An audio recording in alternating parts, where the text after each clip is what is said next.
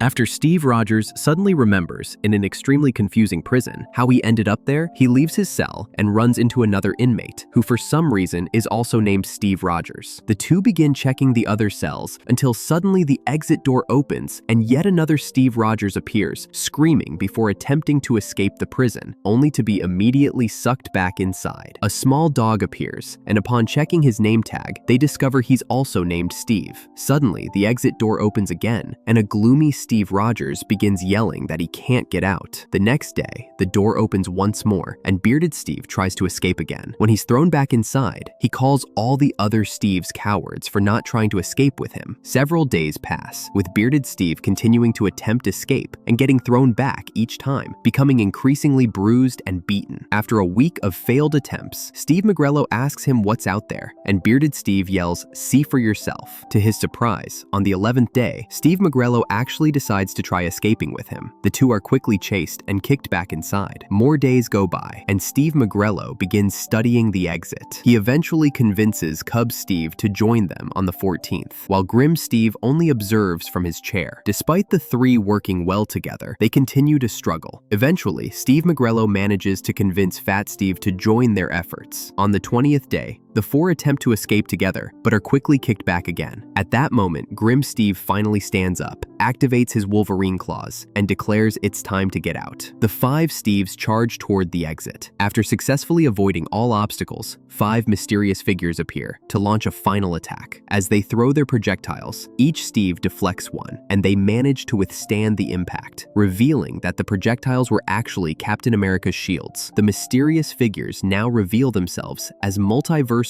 variants of Captain America. They congratulate the group for passing the test, explaining that a great threat is coming, and they are recruiting all the worthy Steve Rogers from across the multiverse.